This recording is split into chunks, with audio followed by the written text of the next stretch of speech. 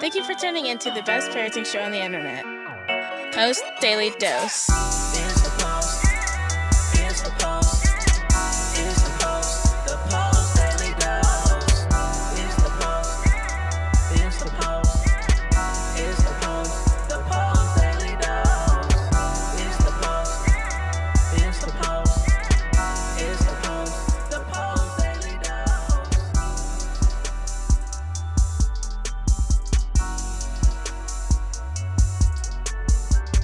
It's the Post. Hey, good afternoon, Facebook family. Welcome to another episode of Post Daily Dose with me, your trusted parenting advisor, faithful guide and servant on the healing journey. What's my name? Big Papa Brian+Post. I hope you guys are having a tremendous Tuesday. I'm having a busy Tuesday here in Santa Rosa today. Just seeing some families going back to back. I've got another one coming up here pretty quick, so wanted to jump on here a little bit early. And I had a email from one of my viewers that I told her I would talk about today. And her question was, when you are an adult with a background of trauma, how do you work through that when you have a tendency to share your pain with other people and you make light of it?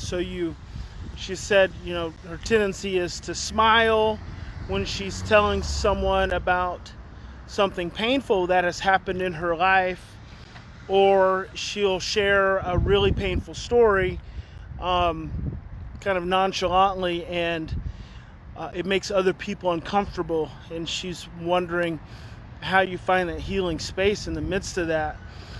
And so I want to tie that in with just a little bit. Hey there, Mimi. I want to tie that in with a little bit about the unconscious. Your unconscious is where your trauma lies. You've heard me say this before. Our brainstem is where we hold all of our memories, and your most stressful experience in your life are stored in your brainstem. Your most stressful memories are stored in your brainstem. And I touched on this last week in that the higher the stress, the deeper the vibration. So the higher the stress, the deeper the vibration into the brainstem. And when that occurs, all of those stories are unconscious. What you think is stressing you out today, and what you think is really the problem, and what you think is the root of the issue, it's not the issue. I like to say all emotional reactivity stems from unfinished business. When you find yourself being reactive to something or someone, it has far less to do with that person or that situation, and far more to do with unconscious stories and experiences that you're not aware of. And I believe that really does create the most conflict in our day-to-day lives. We think that there are all these other situations causing our pain, and it's really not. And it's unfortunate, because it's one thing to deal with it with children. It's another thing when it afflicts us as adults, and we're just not able to grasp and gain control over those unconscious stories and those unconscious emotions that make us feel so helpless and so out of control. And so when my viewer talked about the sharing stories that are painful and smiling or laughing about it, the significance is that there is pain underneath that smile and that laugh. And this throws parents off all the time. When their kids laugh in the midst of a really stressful situation, or the parent gets really pissed off and the kid is smiling at them or laughing about it or making light of it, and then the parent's immediate perception is that the kid doesn't care, or that they don't have any empathy, or they're a future sociopath, all this crazy stuff we come up with. And the reality is in that moment of stress, there's a disconnection between the left hemisphere and the right hemisphere. So the smile actually occurs from an unconscious place. because the brain is not in sync with the experience that is occurring and the emotional connection to it. So when a child, or just like an adult, tells a stressful story or a painful story, and this happens a lot too, and they smile about it, or they laugh about it, or they make light of it, then what's actually happening is that there's a disconnect. It's a defense mechanism which prevents them from feeling the actual experience. And it's very common, and we all do it in light ways.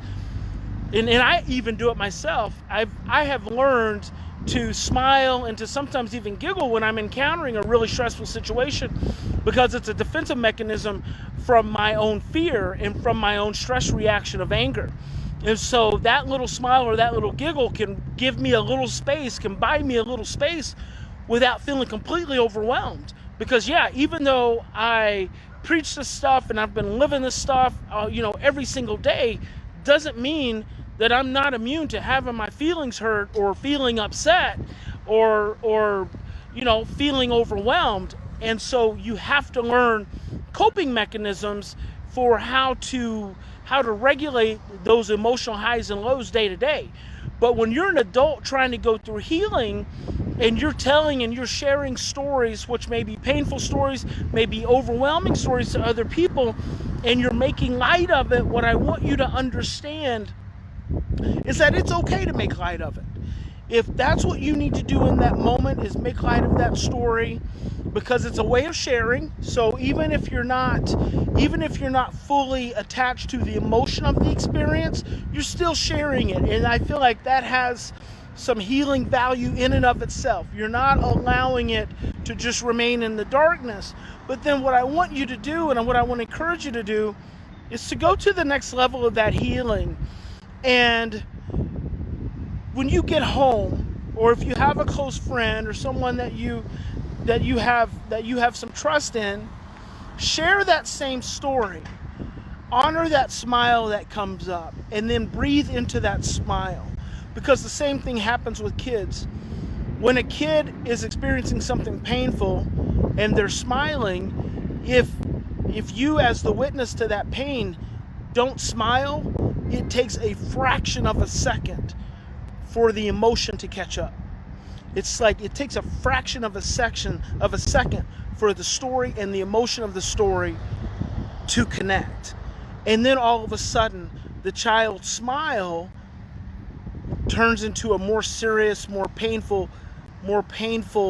experience. It's more directly connected to what's actually going on. So when you don't get thrown off by the giggle or by the smile or by the laugh, you're actually able to hold a mirroring presence, which directly reflects back to the child's brain that what they're experiencing right now is not funny, it's not humorous, it actually has an emotional connection. So as an adult, I would encourage you to, once you've told that story, go back home or go back somewhere you feel safe. Tell that same story again. Notice the smile that comes up. Breathe into the smile. And then say to yourself, but how did I really feel?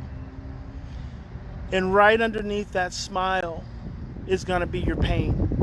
Right underneath that smile is going to be your sadness. Hey, Leonardo, my dear friend. How are you from Colombia, Cartagena? It's good to see you. Hey there, John. So right underneath that smile is the pain. And a lot of times we just don't give ourselves an opportunity to honor the pain because it just doesn't feel good. It just doesn't. I mean, honoring your sadness and honoring your pain, it's just hard. We don't want to do it. It's so easy. It's so much easier to be angry. And that's why we have angry children. Because we have taught them over the years that if you get mad or you get frustrated, you just lash out. You don't get mad and get frustrated and breathe into it and ask yourself, what's really going on, the reason you're feeling overwhelmed. You don't get mad and feel stressed out and stop and take a minute and and dig into your own rejection and your own shame and your own helplessness. In fact, instead, you get upset and you lash out and you blame the other person for it. And then what ends up happening is we end up growing up our children to just be reactive and blaming. And there's no healing in that. That's how we just perpetuate a cycle of being victims. And then our children grow up being victims. And what do they do to their children? Well, they lash out and they get angry and they blame their children. So I say this all the time. This work you're doing today in this moment isn't really about you and your child. This work you're doing today and in this moment is about changing the DNA of who you are, because then you are creating a new story and a new blueprint for the DNA of your children to get passed down to your grandchildren and your great-grandchildren. You think that you're doing this work today. You think you're doing this work of encountering your fear and facing your fear and dealing with your pain and dealing with your shame because you want to help your child grow to some different place, but you're really not. This is about changing the lineage of your family. It's about changing your DNA, and that's why it's not easy. And I tell you guys this all the time. This work, this love-based work you do with me, that you hear me talking about, this isn't the broad and wide. This is the freaking straight and narrow. It gets hard, it gets painful, it is not easy, it's the hardest thing you're ever going to do, but I know with my every fiber of my being that love is the way, and love will eventually see you through, but you're gonna have to face a lot of darkness. And if you're not willing to face that and have courage within yourself, then you're not going to change anything for anybody else. You got to be willing to face your own darkness, and you got to be willing to go against the grain to create a new pathway, a new pattern, a new blueprint for your children, and then for your grandchildren, and then for your great-grandchildren. Thank you so much, Ashley, and thank you so much, Jason, for those stars. I appreciate it so much. So keep digging deep, guys. This road is not going to be easy. Love is not an easy road. Look at what happened to Jesus. If you need any proof of that, look at what happened to Martin Luther King. Look at what happened to Gandhi. Thank God we are not taking on that battle, that struggle, but we are taking on the battles and struggles of our own families in our own homes, and those can be revolutions within themselves. They can be wars within themselves. So I believe in you. I have faith in you. I know you can do this. You got this. The home is where healing happens. Nowhere else. In the home, in the relationship, that's where the healing happens. That's where it really matters. That's where we really get down to it. And I hope you'll continue to fight the good fight. God bless you. Big Papa loves you. Remember, in any situation, we always have two choices. We can continue to react from our same blueprints of stress, fear, and overwhelm, or we can stop, we can slow down, take 3 to 10 deep breaths, and choose love, and I hope you'll choose love. All right, guys, love you. We'll see you sometime tomorrow. Join us live on weekdays at 6:30 Central Time on Facebook at the Post+Institute. Don't forget to get your copy of Brian's best-selling book, From Fear to Love, on promotion. Just pay shipping and handling at www.feartolovebook.com. That's www.feartolovebook.com.